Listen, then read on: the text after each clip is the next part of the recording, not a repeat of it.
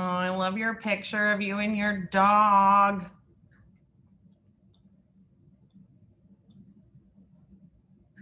Thank you. You are What kind of dog is it? It's a blue healer. So cute. beautiful. I miss big dogs. When I got an apartment in Austin, I had to abandon my big dog mentality, but I grew up with them, so I can definitely appreciate and be jealous of your photo.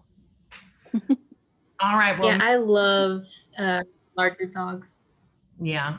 I feel like you've either got a cuddle buddy in the bed or you've got a big dog that takes up a ton of room. It just depends. Or maybe you have both, in which case you clearly have a much larger space than I do.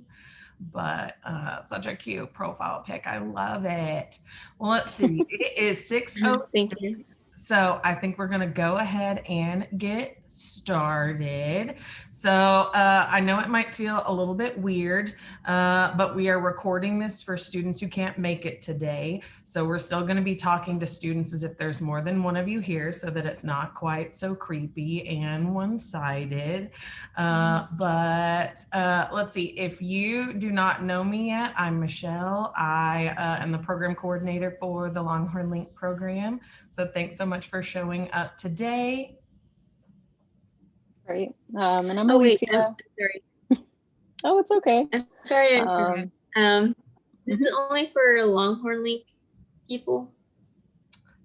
Well, we invite all of our Longhorn Link students, but if you're not Longhorn Link and somebody sent you an invite or you follow us on social media and you wanted to come, anyone is able to attend if they so choose. So if you're not in Longhorn Link, that's okay.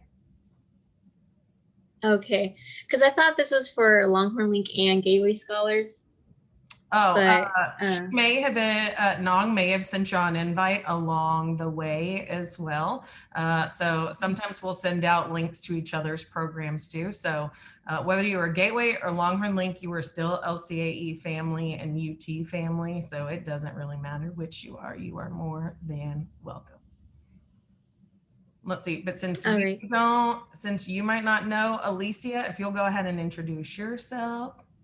Yeah. Hi, Victoria. My name is Alicia. I'm also an advisor for the Longhorn Link program, and I work with the freshmen. Yeah.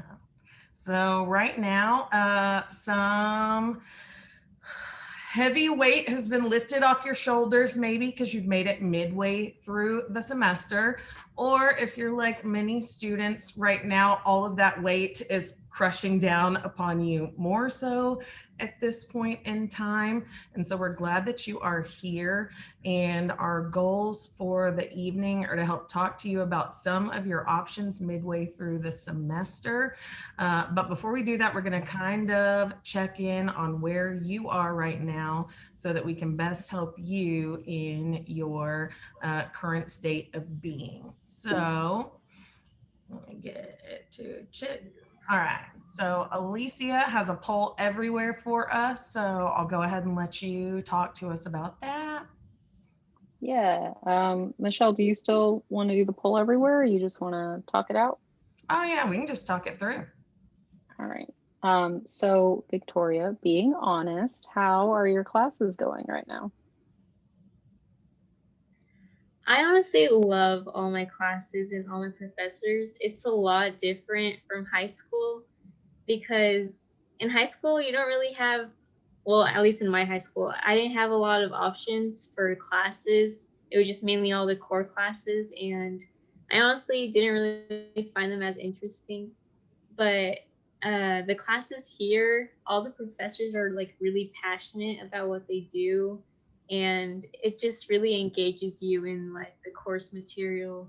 And I get to do what I love, so it's been really, it's really motivated me to do all my work. That's great. I'm glad that you're engaged and that they're engaged and that everything seems to be going well so far. Are there any classes that you're struggling in right now? Um, no, I think I'm doing well in all my classes, but uh, Yeah, I've been doing pretty well in all my classes. Okay, that's great. That's a good position to be in. And do you have any academic concerns right now, such as are you struggling with study habits, with note taking, being engaged in class, or anything like that? Um, the only thing I'm really struggling with is well, I'm working on it, but it's time management because it's all online. So I would just like to get better at that, and I'm trying to work through that. Yeah, yeah, no, for real. Especially when you're doing everything from home. It's hard. Can't Mhm. differentiate things. Okay, great. And then I know you said all of your classes are going really well. Do you know if you're considering about dropping a class at all? No, I'm not gonna drop any class. Okay, great. Thank you so much. Okay. Well, for time management's sake, at the end of this presentation, we're going to shoot you some links to some previous workshops that Alicia and I have done and recorded that might give you a couple of alternatives. I know that since Gateway wasn't invited to all of our programming, that there might be some that stick out as things for you that you might be interested in. So we'll definitely send those to you at the end of today's presentation. A lot of what we're going to be talking about today is talking about when things don't go right in a semester. So right now you're feeling really, really good, but maybe midterm grades come back. Perhaps in a future semester, you're going to have things that aren't going quite as smoothly. And so it's very important to know what your options are before you get to that point in the future. But if there's anything that you have any questions about, feel free to just stop us and ask, because we can cater this as much to you as you like. But starting off, what we're going to talk about today is dropping classes. This one might help you with time management, determining what is on fire, and we're going to talk about what that means. And then about developing a plan of action moving forward, making sure that you're prioritizing the right tasks. And hopefully by the end of this, we'll be able to look at your current situation and decide how you should move forward in order to make your semester be as good as possible. But by the end, Alicia, did you want to talk about what task we normally do with students at the end of this presentation? Yeah, so usually what we do is we provide y'all information on whatever the topic is, and then we try to help y'all work through kind of a plan of action for yourself. So kind of really taking and applying what you learned in this workshop for yourself. So in this instance, you're struggling with time management. So maybe you can take some of the points that we're talking about today and we'll help you walk through a specific plan for yourself. Yeah. And then we'll stop recording at that point so that it's not just all your plan going forward. But what do you need to know about dropping classes? You're very fortunate right now that you don't need to drop any, but if you were to drop a class, there's three important things to know. There are date specific routes to take. So depending on the time in the semester that it is, you either can or cannot drop a class. There are three different drop types that you can pick from, but there are also some ramifications or some consequences to dropping a class based upon the time of year or the number of times that you do so. Whenever you drop courses, there's two different approaches as far as times of year. If it is before the 12th class day, you can drop a class through the normal registration system where you sign up for classes. So you can go in and do that yourself, just like you would add a class and register for it. You would enter in the unique number next to the drop box and hit submit, and it will drop the class for you. That's something that you can do on your own all the way up until the 12th class day. After the 12th class day, though, you have to request to drop a class from your academic advisor. So what college are you in, Victoria? I'm in the College of Fine Arts. Okay, so you would talk to, yes, we are both fine arts people, Alicia and I. Let's see, is your advisor Chris Montez, or are you theater? Are you dance? It's Miss Gilbert. Miss Gilbert? Okay, perfect. So you would reach out to Miss Gilbert and you would say, hey, I'm interested in dropping a class. And she's going to want to know what type of a drop you are interested in. There's something called a Q drop, which students talk about a lot and professors talk about a lot. There's something called OTE, and there is changing a class to pass fail. A Q drop, again, requires your academic advisor to get involved in the process, but any student that's at a public university in Texas is only allowed to drop a course 6 times while they are an undergraduate student. And that is after the 12th class day. You're allowed to drop 6 times. Anytime beyond that, and there are some difficulties. So students are limited to 6.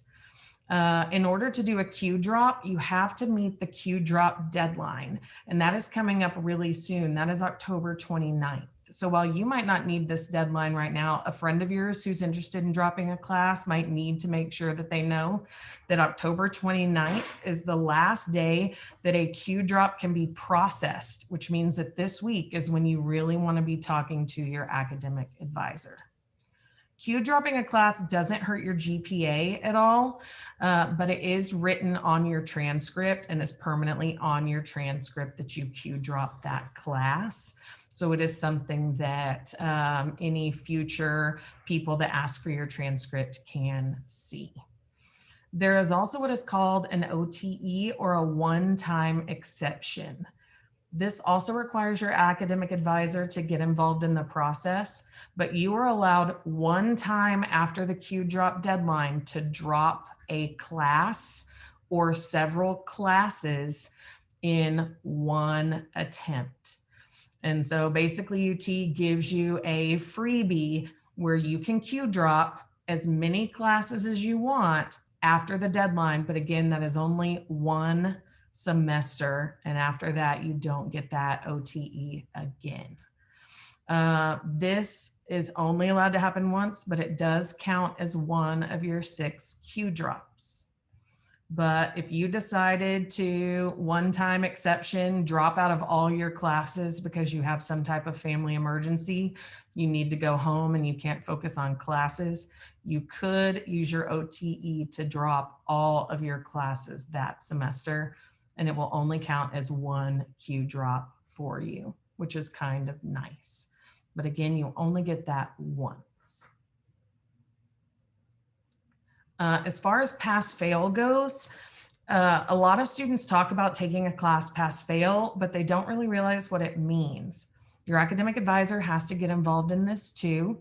You also have to meet the same deadline for Q drops. So to change a class to pass-fail, you have to do so by the deadline, but you can't take a class pass-fail until you've earned at least 30 credit hours. Do you have any credit hours so far, Victoria? No. No? Okay. So for you, this would be at the end of your second semester. If you've gotten credit for all of your hours, then you will be able to take a class pass-fail. Now, you're only allowed to do this to 2 classes in a semester, so there is a limit on it. What this does is this basically is a GPA saver. So if you are trying to keep your GPA up really high and you're failing a class and it's past the Q drop deadline and you're like, oh, I don't want this to affect my GPA, you can take the class pass-fail. But what that does is it changes that class from counting towards your degree to counting as an elective. So if you pass-fail a fine arts class that you're required to take in order to graduate, that class you're going to have to take again later on and actually earn a letter grade in. So all that this really does is save your GPA if it's a class for your major. But Q drop, remember you get 6 and you have to apply by the deadline. You can OTE, which is one time after the Q drop deadline, you can drop a class or several classes. And there's pass fail, which only really saves your GPA, but it will hurt you in graduation requirements because you'll have to take that class again to have it count. But no matter which of the three options you pick, there are some consequences that could impact you. So we like for students to know what possible ramifications exist if you use the Q, the OTE, or the pass fail options. Yeah, so as Michelle had stated, there are consequences that you need to consider if you ever think about dropping a class. It could delay your academic progress or your progress towards graduation. You should also consider how often a course is offered. Sometimes courses are only offered in the fall or only offered in the spring, or maybe there's not a professor around that year to teach it. So it can really fluctuate. You also have to consider if whether or not it is a prerequisite for another course that you have to take in the future. This is specifically important for STEM fields. The other thing you need to consider is financial consequences. So if you're taking 15 credit hours or more, you're probably in a good place to drop a class and still stay a full-time student at 12 credit hours. But if you're at the 12 credit hour mark and you're considering dropping a class, if you drop one class, that could bring you down to 9 credit hours, which is 3/4 time. And that can mess up financial aid, scholarships, can also hurt possibly your housing and visa status, especially for international students. It can also impact car and medical insurance if you're receiving any college student discounts or your parents are for you, as well as your participation in organizations and activities. So those are all things to consider.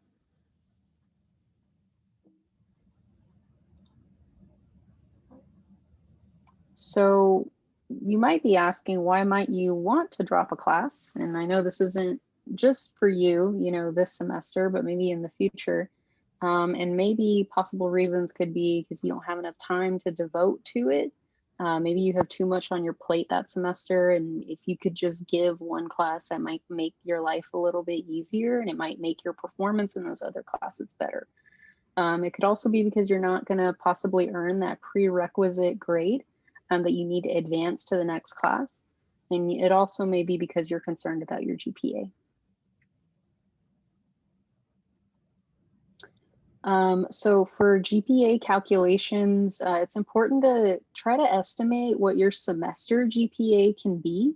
And you can do that by kind of guessing based on how you've been performing so far. And we're kind of mid-semester. I'm sure you can kind of gauge how you think you're going to finish up the semester at this point based on how you've been doing.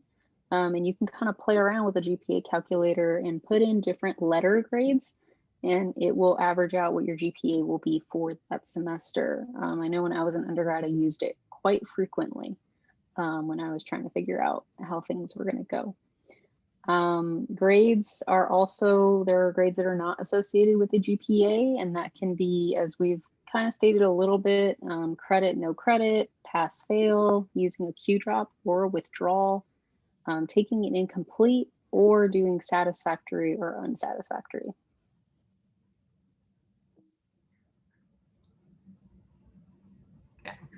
You're going to hear people a lot of the time talk about not just your GPA, but making sure that you are satisfactory, academic progress compliant, or what people will abbreviate all the time as say SAP compliant.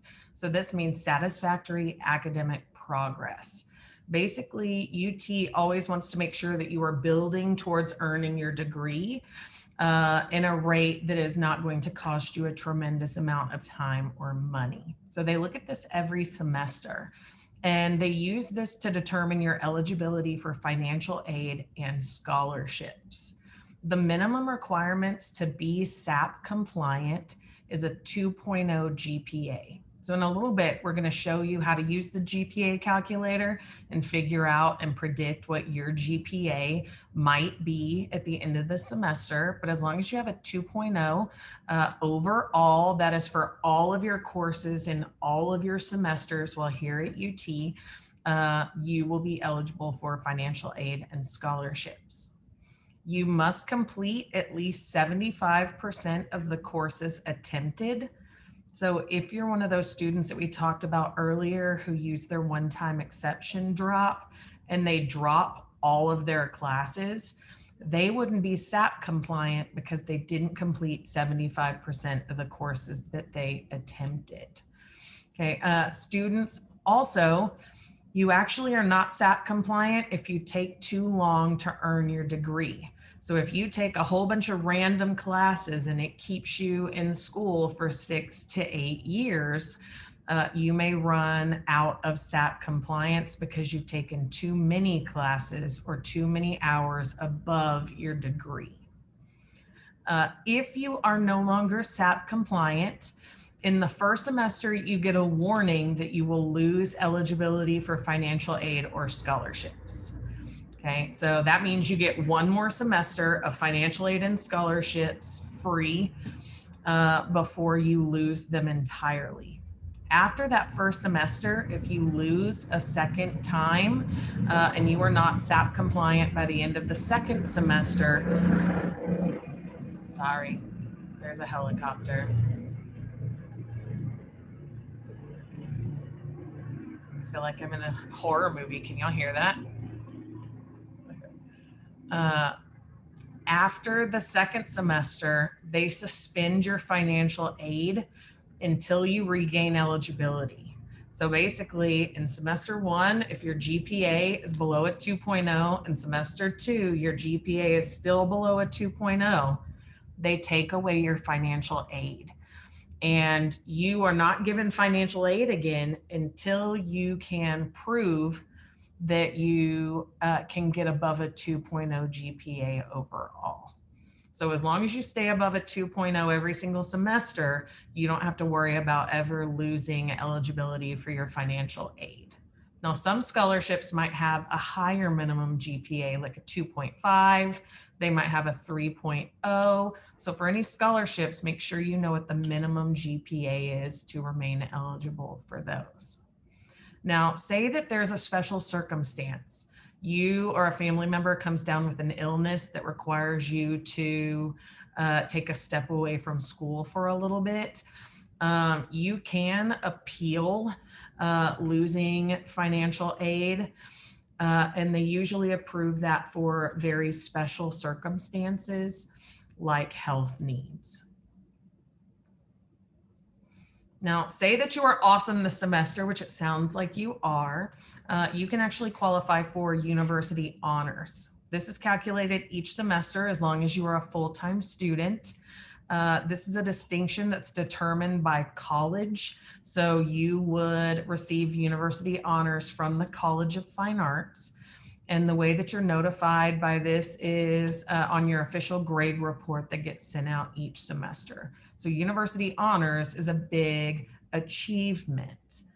The opposite side of university honors is academic probation and dismissal.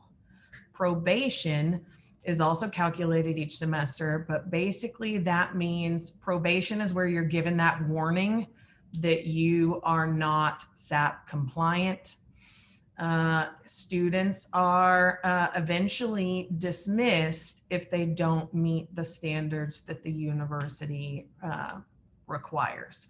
So there is financial aid, losing financial aid, but then there's also probation where the university says, you're at risk of getting kicked out, and dismissal, which means the university kicks you out because your grades are so low. Those are two different things. If you are a first-year student and your grades are low enough, you can be dismissed. After your first year, generally you will get a probation period where they warn you that your grades are too low before they dismiss you from UT overall. Now, if you're a freak like me and you like to know, well, what is the minimum? What is the maximum? How do I know how my probation works? So the probation GPA for financial aid and for dismissal is 2.0 as a freshman. So as a freshman, you've taken 0 to 14 hours. In your second semester, you will probably have 15 to 44 hours. Your probation GPA, no matter how many hours you have, is still going to be any grade less than a 2.0, or sorry, grade point average. Now, whenever they decide to dismiss you, depending on the number of hours you have, so if you have less than 14 hours, they dismiss you if your GPA is less than a 1.5. If you've got 15 to 44 hours, they're going to dismiss you if your GPA is less than a 1.7. If you've got 45 to 60 hours, it'll be less than a 1.85. And if you have more than 60 hours, they dismiss you if you have less than a 2.0. So basically, the further along you get in your degree, the higher of a requirement your GPA has to be in order to stay enrolled at UT. But the basic thing to think about as a freshman for the first semester is just making sure that you stay above a 2.0. So as long as you do that, you should be fine. And then there's a link in this for more information if you want the whole rundown, but that's the basic summary. Great. And then this is our last section. It's kind of getting you to think about how you should decide what to do. And maybe that's not this semester, but maybe this is in a future semester for sure. So we're just going to talk about a couple of points in here.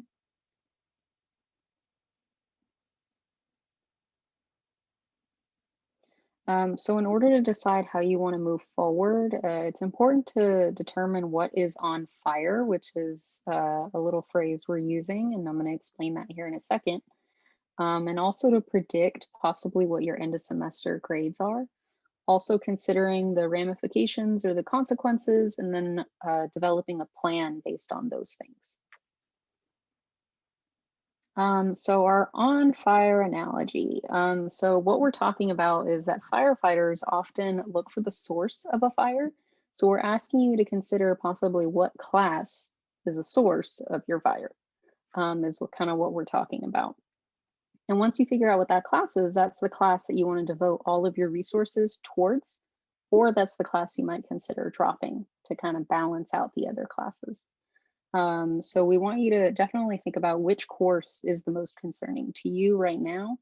And if it's more than one course, that's totally okay. It's just really finding out which one is the one that's kind of anchoring you down.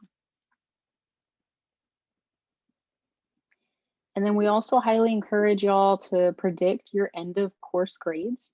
And that's where you're going to determine whether or not you have the ability to succeed in that course. And that's where you're going to take your syllabus and you're going to see what the percentage, what the grade percentage is for each assignment that you have throughout the semester.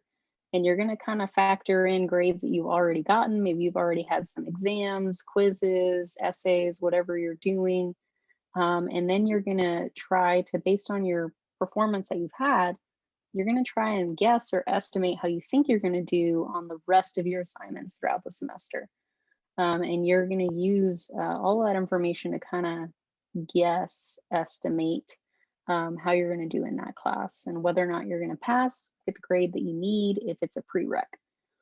And if more than one course is on fire, we encourage you to actually do this process for both classes or 3 classes, however many are really hurting you, and then decide whether or not it's better to devote most of your energy to those 1 or 2 classes, devote energy, all to that one class, or possibly consider just dropping the class. So for me on this, Victoria, what I would do is I would work really hard at the beginning of the semester and I would get as high of grades as I possibly could.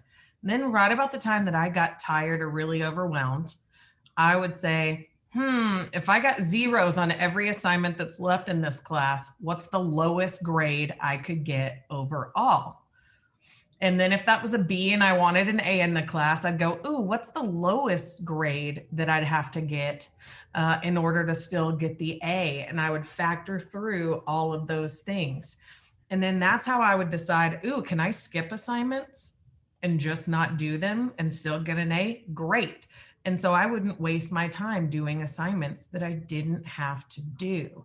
And that allowed me sometimes to go, okay, I no longer have to worry about art history 301, but I'm really worried about my Chem 301 grade. So I'm going to put all of my effort into just that Chem class to boost it up as high as I can get.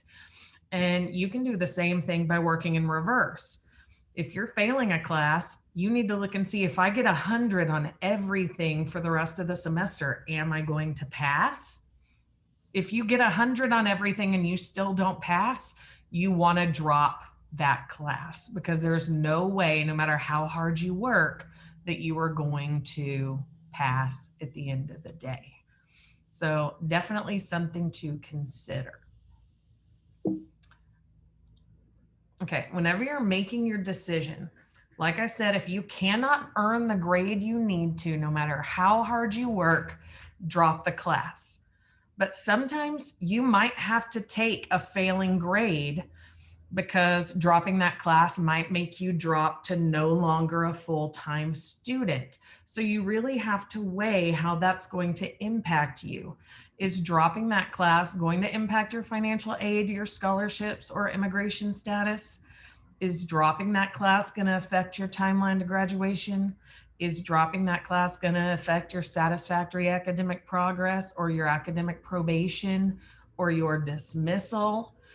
I've worked with students who have made the decision to keep a failing class because it kept them eligible for financial aid. So sometimes you have to make a decision about which is the better option for you, to tank your GPA or to lose your financial aid. And sometimes it can be the same answer. But if you can earn the grade you need to, adjust the amount of effort you put into your other classes to allow you to prioritize the on fire class. Like I said, stop working in art history if you're guaranteed to have an A in it, and put all of your energy into the class that you need to affect the most. Does that make sense? Okay, developing a plan of action. So if you decide that dropping a class is what you should do, or if you're unsure if you should drop a class, definitely schedule an appointment with your academic advisor as soon as possible. But if you're just attempting to improve your grade, I would suggest creating a to-do list of activities every week that you need to complete to keep you on track, and seek out services to help you. You can go to office hours with a professor or a TA.